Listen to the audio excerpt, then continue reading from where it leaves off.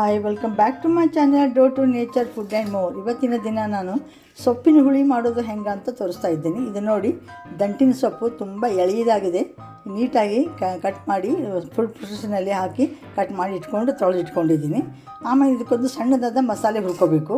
ಏನಂತಂದರೆ ನೋಡಿ, ಈ ಚಮಚದಿಂದ 4 ಚಮಚ ಕಡಲೆಬೇಳೆ, 2 ಚಮಚ ಉದ್ದಿನಬೇಳೆ, 3 ಚಮಚದಷ್ಟು ಧನಿಯಾ, ಆಮೇಲೆ ಒಂದಿಷ್ಟು ಇದು ದಾಲ್ಚಿನ್ನಿ, ಒಂದು ಸಣ್ಣ ಒಂದು 4-5 ಪೀಸು ಹಾಕಿ ಚೆನ್ನಾಗಿ ಹುರ್ಕೊಂಡ್ಬಿಟ್ಟು ಅದನ್ನು ಏನು ಮಾಡಿ ಸ್ವಲ್ಪ ಮೆಂತ್ಯ ಮತ್ತು ಇಂಗು ಹಾಕಿ ಹುರ್ಕೊಂಡ್ಬಿಟ್ಟು ಪುಡಿ ಮಾಡಿ ಇಟ್ಕೊಂಡಿದ್ದೀನಿ. ಆಮೇಲೆ ಅದಕ್ಕೆ ಇದು ನೋಡಿ, ಇಲ್ಲಿ ಪುಡಿ ಆಗಿದೆ. ಇದು ಈ ಥರ ಇದಕ್ಕೆ ಹಸಿ ಕೊಬ್ಬರಿ ಹಾಕಿ ರುಬ್ಬಿಟ್ಕೊಂಡಿದ್ದೀನಿ. ಈಗ ಒಗ್ಗರಣೆ ಹಾಕೋದು ಹೆಂಗೆ ಅನ್ನೋದು ತೋರಿಸ್ತಾ ಇದ್ದೀನಿ. ಸಾಸಿವೆ ಚಟಾಪಟ ಅಂದ ಕೂಡಲೇ ನೋಡಿ, ಈಗ ಒಂದು 7-8 ಕಾಳಷ್ಟು ಮೆಂತ್ಯ ಹಾಕಿದರೆ ಘಮ ಅಂತ ಬರ್ತದೆ. ಕರೆ ಮೆಂತ್ಯ ಹೆಚ್ಚಾದರೆ ಕೈ ಆಗ್ತದೆ ಅದು. ಅದಕ್ಕೆ ಮೆಂತ್ಯನ ಹಾಕಿದ್ದೀನಿ. ಆಮೇಲೆ ಒಂದು ಸ್ವಲ್ಪ ಹಿಂಗೆ ಹಾಕಿದ್ದೀನಿ. ಇದಕ್ಕೆ ಇದು ಒಳ್ಳೆ ಕಾಂಬಿನೇಷನ್, ಮೆಂತ್ಯ ಹಿಂಗು ಹಾಕಿಬಿಟ್ಟು ಚೆನ್ನಾಗಿ ಇದನ್ನು ಮಿಕ್ಸ್ ಮಾಡಬೇಕು. ಇದು ಒಳ್ಳೆ ಘಮ ಬರ್ತಾ ಇದೆಯಲ್ಲ.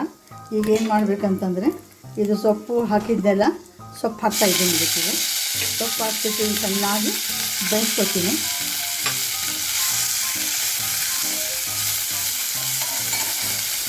ಬ್ಯಾಳಿ ಜಾಸ್ತಿನೇ ಬೇಕು ಇದಕ್ಕೆ, ಇದು ಸೊಪ್ಪಿನ ಹುಳಿಗೆ ಹಾಕ್ಬಿಟ್ಟು ಇದನ್ನು ಚೆನ್ನಾಗಿ ಏನು ಮಾಡಬೇಕು, ಮಿಕ್ಸ್ ಮಾಡ್ಕೊಳ್ತೀನಿ. ಈಗ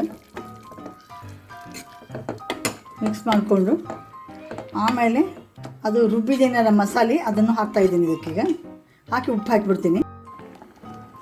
ನೋಡಿ, ಈಗ ರುಬ್ಬಿದ ಮಸಾಲೆ ಹಾಕ್ತಾಯಿದ್ದೀನಿ. ಇದಕ್ಕೆ ಹಾಕ್ಬಿಟ್ಟು ಚೆನ್ನಾಗಿ ಏನು ಮಾಡಬೇಕು, ಇನ್ನೊಂದು ಮಿಕ್ಸ್ ಕೊಡಬೇಕು. ಇದಕ್ಕೆ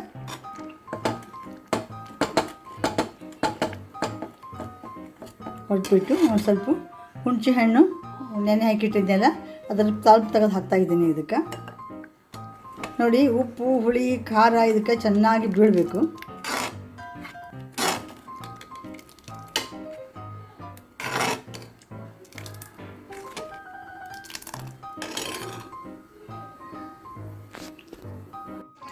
ನೋಡಿ, ಈಗ ಸೊಪ್ಪಿನ ಹುಳಿ ರೆಡಿಯಾಗಿದೆ.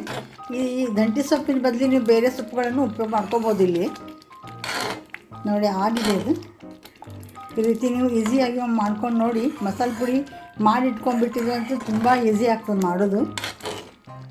ನಿಮಗೆ ಚೆನ್ನಾಗಿ ಅನಿಸಿದ್ರೆ ನನಗೊಂದು ಲೈಕ್ ಮಾಡಿ, ಶೇರ್ ಮಾಡಿ, ಕಾಮೆಂಟ್ ಮಾಡಿ, ಸಬ್ಸ್ಕ್ರೈಬ್ ಆಗಿ. Thank you very much for watching my